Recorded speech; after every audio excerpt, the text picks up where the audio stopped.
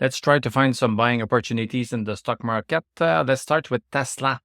We had the buy on Thursday. Last Thursday, big break of 234 that we were watching. But then we came back down, right smack on that support. It's hard to make this more perfect. The body stopped right there.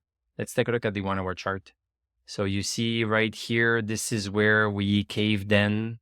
After the break, we caved in and paused right on smack on 238. And what happened today is that, boom, we had a nice move up. And that nice move up continued throughout the day. We had a little bit of a pause for a couple of hours. And then at 1:30, we started to go higher and we finished even higher. Look at this. Last hour of the day, we did not pull down. We just went straight up. In terms of indicators on the 1 hour chart, this is all good. Stochastic at 100, at 100. MACD is all good. Everything is all good. So let's go back on the daily chart. So on the daily chart, yes, nice green candle. We are up 4.9%. We closed at 250. Those round numbers are sometimes helpful because they are temporary stops.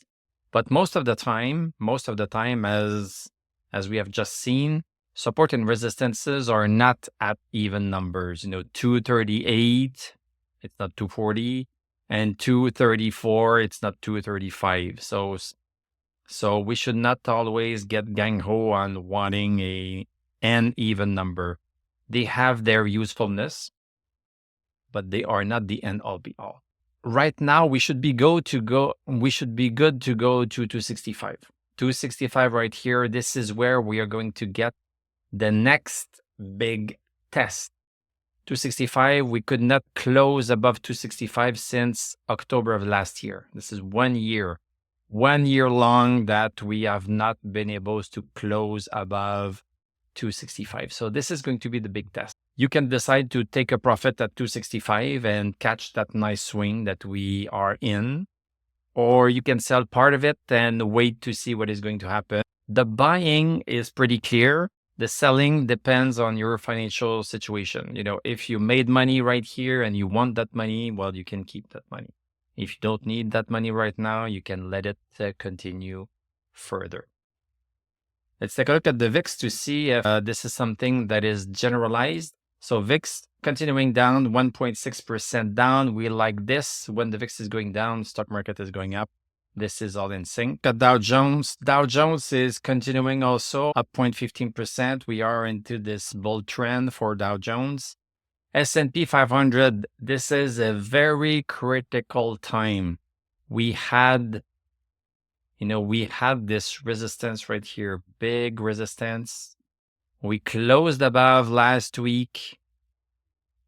Last Friday, we did not know anymore. Today, we have a confirmation that we are above this. So this is significant. We are breaking above the bullish channel resistance for NASDAQ.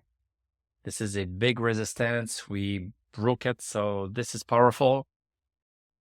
We could be entering into a bubble, but we love bubbles because bubbles make things go high fast. And on this channel, we don't get married to a stock. If it turns on us, we pull out. That's it. That's all. So bubbles are good. NASDAQ, this one still has some resistance at 19,938. 19,938. We need to break this in order to conclude that the ceiling we have right here is going to break. Let's take a look at our important stocks. So Apple, okay, this is just in average day-to-day, pulling back a little bit after the break we had last Thursday. Amazon, this was a buy, on Friday, and this is still a buy.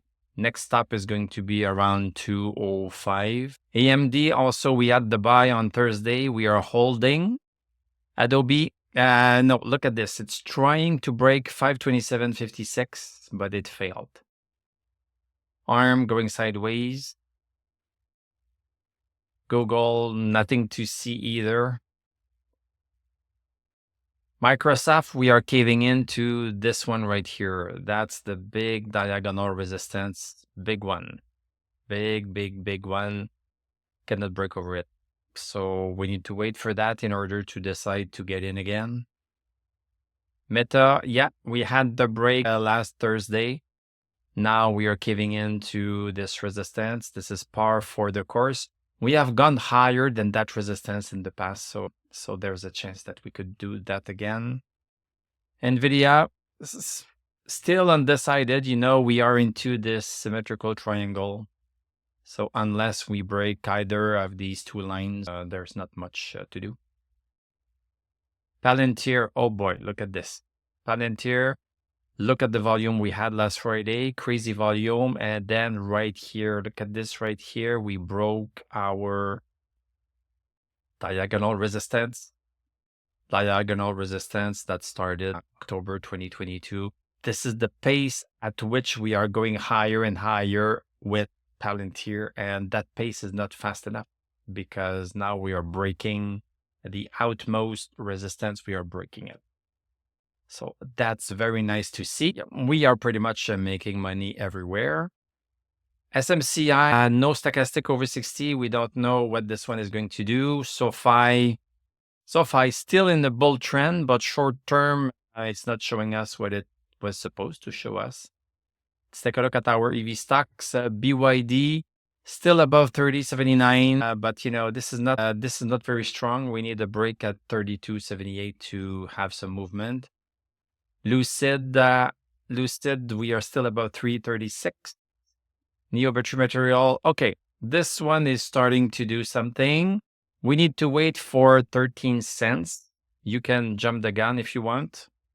You can buy at any point, you have some people that buy at support. So you could have bought a long time ago, but now, just now, we are seeing some movement. If you want to be really precise, you can see that, okay, well, at 10 cents, we had a little bit of resistance that we broke last Friday. So you could have considered last Friday a mini break here, a mini buy signal, and now we have a continuation. So you can buy right now.